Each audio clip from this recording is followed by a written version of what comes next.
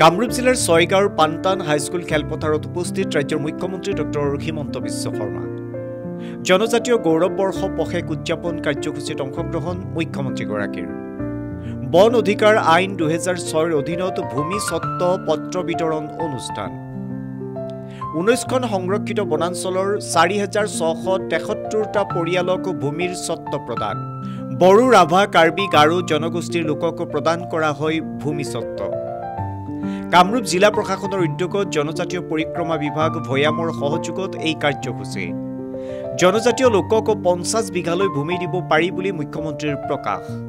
1.45 লাখ বিঘা ভূমি সন্দেহজনক লোকৰ পৰা লৈ বনানীকৰণ কৰিবলৈ সক্ষম হৈছে বুলিও মন্তব্য কৰে মুখ্যমন্ত্ৰীয়ে। বিৰছা মুণ্ডাৰ আদৰ্শ অসমৰ বাবে অতি প্ৰয়োজনীয়, আগন্তুক সময়তো উচ্ছেদ চলি থাকিব বুলিও মুখ্যমন্ত্ৰীৰ প্ৰকাশ। আনহাতে মিয়া মুছলমানসকলে উচ্ছেদৰ ভয়তে জুবিন গাৰ্গৰ নকলি সমৰ্থক হৈ আছে। ক'ৰবাৰ ইজতেমা বা ধৰ্মীয় সভাত দেখিছে নেকি জুবিন গাৰ্গৰ ফটো?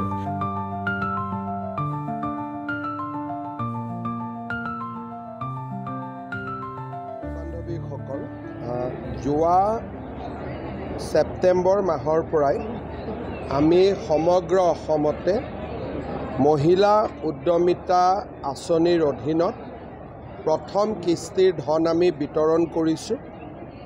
আজি গুৱাহাটীৰ তিনিওটা সমষ্টি, দিছপুৰ, চেণ্ট্ৰেল গুৱাহাটী আৰু নিউ গুৱাহাটী, তিনিওটা সমষ্টিৰ হিতাধিকাৰীসকলক নিমন্ত্ৰণ কৰি আমি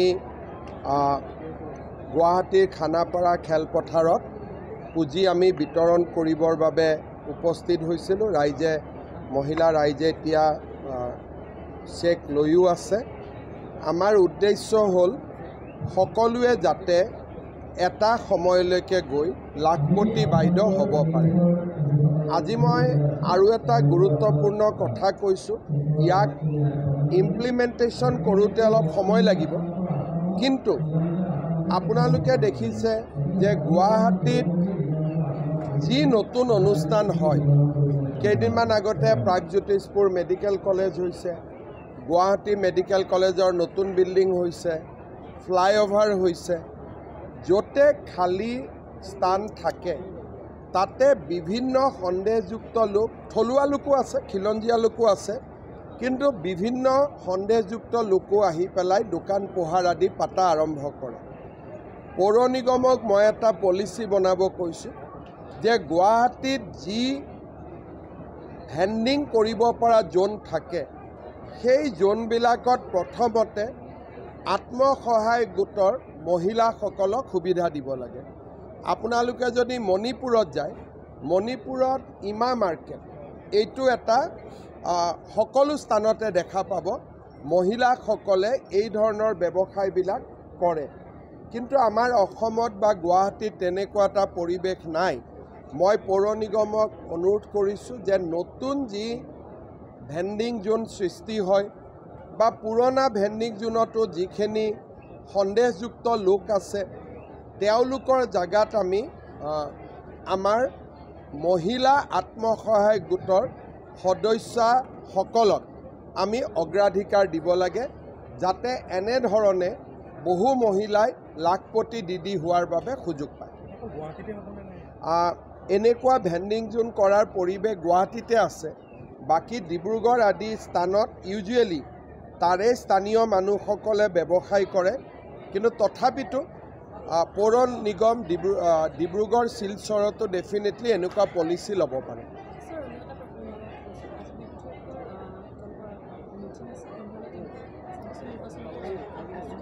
চাওক, বিৰোধী ঐক্যৰ মিটিং ভূপেন বৰা সভাপতি হৈ থাকোঁতে আমি সপ্তাহে 10 দিনত দেখাই পায়েই থাকোঁ। লিলি হোটেলত লগ পায় আৰু লিলি হোটেলত চাহ জলপান খায়, নিজৰ ভিতৰতে কথা পাতে, আকৌ ওলাই আহি নিজৰ ভিতৰতে কাজিয়া পেচাল কৰে। গতিকে এইটো টিভি চিৰিয়েল আমি যোৱা 4.5 বছৰ দেখিছোঁ। যিহেতু ইলেকশ্যন ওচৰ চাপি আহিছে, এইটো আমি বেছিকৈ দেখা পাম। লিলি হোটেলত আহিব, যাব, চাহ খাব, গালি দিব, আকৌ সাবতা-সাবতি কৰিব। এই দৃশ্যটো আপোনালোকে দেখা পাই থাকিব। কিন্তু আমাৰ যিখিনি NDAৰ মিত্ৰতা আছে, আমি ধুনীয়াকৈ কথা বতৰা পাতি আমাৰ কাম হৈ যাব। এনেকৈ সাংবাদিকক মাতি আজি মই AGPক মাতিছোঁ, কালি মই BPFক মাতিছোঁ, এনেকুৱা কৰাৰ প্ৰয়োজন নাই। কাৰণ যদি মিত্ৰতা কৰিব লাগে টেলিফোনতেতো হৈ যায় মিত্ৰতা। মিটিং এখন কৰাৰ কি প্ৰয়োজনীয়তা আছে? লিলি হোটেলত বাৰে বাৰে বহি থকাৰ কি প্ৰয়োজনীয়তা আছে?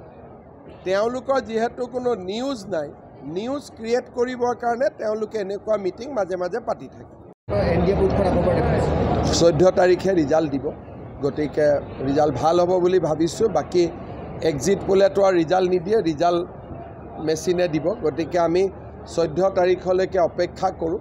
আৰু আজি গোটেই দেশতে এনেকৈ বম ব্লাষ্টৰ পিছত গোটেই দেশতে এটা শোকৰ ছাঁ পৰিছে। অসমত আমি বহুত ডিফিকাল্ট ছিটুৱেশ্যনত আছোঁ। আমাৰ মাজত সোমাই যাব পাৰে আৰু যিকোনো কাম কৰিব পাৰে, কাৰণ ইয়াতে তেওঁলোকৰ পাৰ্চেণ্টেজ বহুত বেছি। গতিকে অসম বহু দিনলৈ সাৱধান হৈ থাকিব লাগিব। আৰু আমাৰ ইয়াত যেতিয়া হ'ব তেতিয়া ডাঙৰকৈয়ে হ'ব।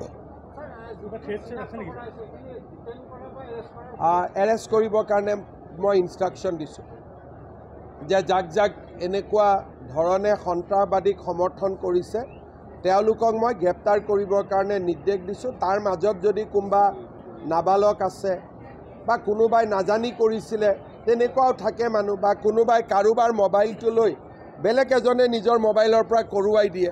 গতিকে ধৰক মোৰ মোবাইল আছে, মোৰ মোবাইলটো লৈ কোনোবাই কৰি দিলে, গতিকে আমি কোনোবাজনক ধৰিব লাগিব।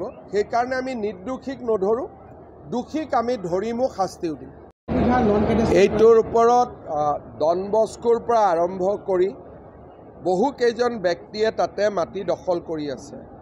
চৰকাৰে ইতিমধ্যেই তাৰ প্ৰতিবেদন লৈ ডিচিক একশ্যন ল'ব নিৰ্দেশ দিছে। এই মানুহসকলে হাইকোৰ্টত গৈ এটা ষ্টে লৈ ৰাখিছে, যাৰ বিৰুদ্ধে চৰকাৰে যুঁজি আছে। আৰু মই আপোনালোকক এটাই ক'ব পাৰোঁ যে ডন বস্কোৰ মাটিৰ কথা আজি নহয়, তাত সেই মাটিৰ কাৰণে জৰ্জ বৰদলৈ আত্মহত্যা পৰ্যন্ত কৰিবলগীয়া হৈছিলে। তেতিয়াই আমি মুখ্য সচিব পৱন বৰঠাকুৰৰ নেতৃত্বত এখন কমিটি কৰি দিছিলোঁ।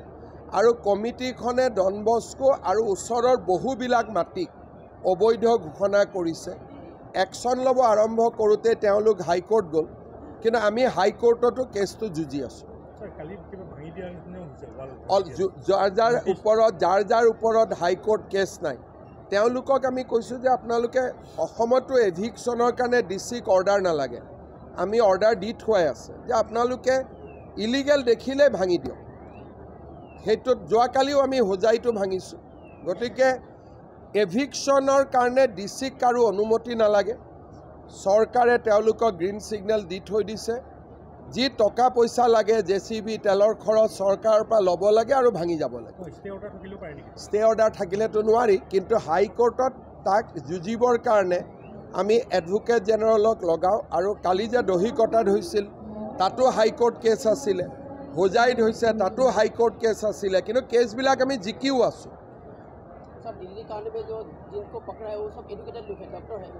ये देखिए, अभी तक हमको ये सिखाया जाता था कि अगर लोग एडुकेटेड होगा एक्सट्रीमिज्म नहीं रहेगा, लेकिन आपने देखा कि एडुकेटेड होने से और डेंजरस हो जाते हैं और डॉक्टर बनने से और ज़्यादा डेंजरस हो जाता है। इसीलिए जो व्यक्ति का जो कलर है वो कलर कभी सेंस नहीं होता है। जो लोग वंदे मातरम नहीं गाते हैं वो लोग कभी भी भारतीय नहीं हो सकता है। अगर आप भारतीय नहीं हो सकता है, कभी भी आप भारत माँ को माँ नहीं समझ सकते हैं। तो इसीलिए हमें निरंतर सतर्क रहना चाहिए। और ये जो बात हमें बताया गया था कि एडुकेशन होने से सब कुछ ठीक हो जाएगा, वो नहीं। एडुकेटेड होने से वो लोग और ज़्यादा बम बनाएगा। अगर मन में खोट है तो एडुकेटेड होने से भी वो लोग खराब काम ही करेगा। एडुकेटेड होने का गारंटी ये नहीं है कि वो अच्छा काम ही करेगा। एंट्री मारिब, दुदिन पिছত ममता बेनार्जीए एंट्री मारिब, अखिल गगৈয়ে 20খন सीट বিচাৰিব, लास्टत এখন सीटते मानि ল'ব। लुरिणज्योति गगৈয়ে 15খন सीट मांगिब, लास्टत 3টা सीटत मानि ল'ব। মই सीटকেইটাৰ নামো কৈ দিব পাৰোঁ আগতীয়াকৈ।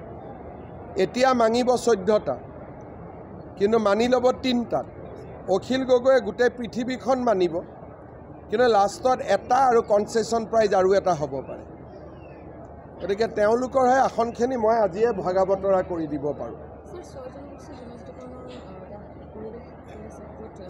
মোৰ মতেদি 25 তাৰিখৰ যিটো ৰিপৰ্ট আহিব ই 6 জনগোষ্ঠী জনজাতীয়কৰণৰ সমস্যাটোৰ এটা স্থায়ী সমাধান লৈ আহিব আমি সকলোৱে তাৰ কাৰণে কাম কৰি আছোঁ কালিও আমি 2-3 ঘণ্টা বহিছিলোঁ অহাকালি আমাৰ চাহ বাগিচাৰ গোটেই ৰাইজখন আহিব লগ পাবৰ কাৰণে তাৰপিছত আমি জনগোষ্ঠীসমূহকো মাতিম আৰু 25 তাৰিখে আমি বিধানসভাত এখন সুন্দৰ প্ৰতিবেদন আমি দাঙি ধৰিম সমস্যাখিনিও ৰাইজে বুজি পাব সমাধানৰ ৰাস্তাও ৰাইজে দেখা পাব দিল্লী ব্লাষ্টৰ পিছত আপুনি কৈছে যে কঠোৰ ব্যৱস্থা ল'ব অসমত যিসকলে দুখ মন্তব্য কৰিছে চৰকাৰ আচলতে কিমান চিৰিয়াছ দিল্লী ব্লাষ্টৰ পিছত আপোনালোকে এটা কথা বুজি পাইছে যে শিক্ষিত হ'লে সন্ত্ৰাসবাদী নহ'ব তেনেকুৱা কোনো কথা নাই এটা ধাৰণা কৰা হৈছিল ইমান দিনে আমাৰ বিধানসভাত কোৱা হৈছিল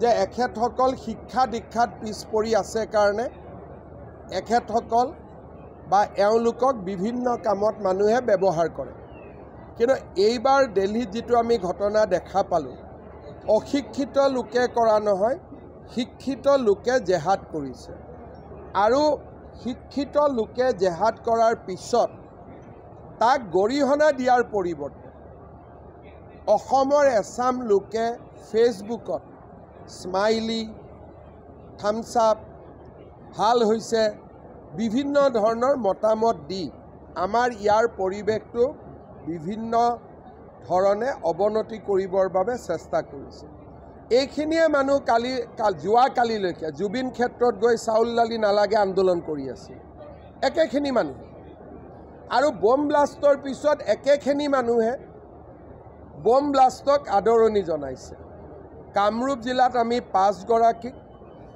তামোলপুৰত 1 গৰাকীক কাৰ্বি আলঙত 1 গৰাকীক শোণিতপুৰত 2 গৰাকী গোলাঘাটত 2 গৰাকী বঙাইগাঁৱত 3 গৰাকী গোৱালপাৰাত 2 গৰাকী বৰপেটাত 4 গৰাকী কাছাৰত 1 গৰাকী নলবাৰীত 3 গৰাকী হোজাইত 2 গৰাকী বাক্সাত 1 গৰাকী দৰঙত 3 গৰাকী যোৰহাটত 1 গৰাকী সাউথ সালমাৰাত 2 গৰাকী আৰু কামৰূপ মহানগৰত 1 গৰাকী এই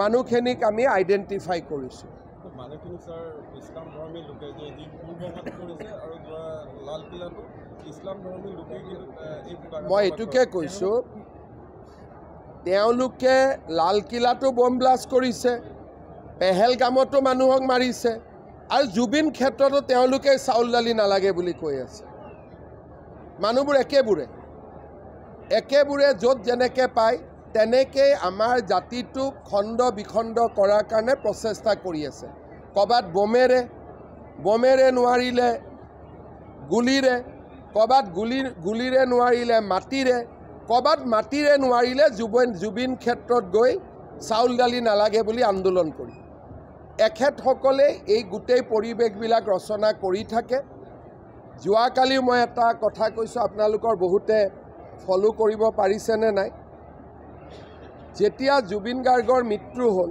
দুৰ্গা পূজা আহিলে দুৰ্গা পূজাৰ সন্মুখত প্ৰতিটো হিন্দু পৰিয়ালে জুবিনৰ ফটো লগাই শ্ৰদ্ধাঞ্জলি দিছে ৰাস আহিলে ৰাসতো একে লক্ষ্মী পূজা আহিলে লক্ষ্মী পূজাতো একে কিন্তু তেওঁলোকৰ ইস্তেমাবিলাক হৈ আছে তাক তেওঁলোকে ধৰ্মসভা বুলি কয় এখনো ইস্তেমা ধৰ্মসভাততো আমি জুবিন গাৰ্গৰ ফটো দেখা নাই তাৰ মানে অসমীয়া মানুহে এটা কথা বুজি পাব লাগিব যে সন্দেহযুক্ত মানুহে জুবিনক জীয়াই নাৰাখে জুবিনক অসমীয়াইহে জীয়াই ৰাখিব লাগিব চাউল দালি নালাগে বুলি কোৱা মানুহে জুবিনক জীয়াই নাৰাখে আৰু এই যিসকলে ছ'চিয়েল মিডিয়াত বম ব্লাষ্টক আদৰণি জনাইছে তেওঁলোকক চৰকাৰে গ্ৰেপ্তাৰ কৰিব তেওঁলোকৰ লিংকবিলাক চাব কাৰোবাৰ যদি লিংক বাংলাদেশৰ লগত পাওঁ বা অসমৰ বাহিৰৰ কোনোবা এনেকুৱা ধৰণৰ ব্যক্তিৰ লগত পাওঁ তেতিয়াহ'লেতো আমি আৰু টাফ একশ্যন ল'ম এতিয়া বহুতে ভয়তে ডিলিট কৰি আছে কিন্তু ডিলিট কৰিলেও স্ক্ৰীনশ্বটবিলাক আমাৰ লগত আছে আৰু আমি এইটো ক্ষেত্ৰত যথেষ্ট কঠোৰ ব্যৱস্থা আমি হাতত ল'ম বকৰ পৰা Dhanmoni Medhi news desk report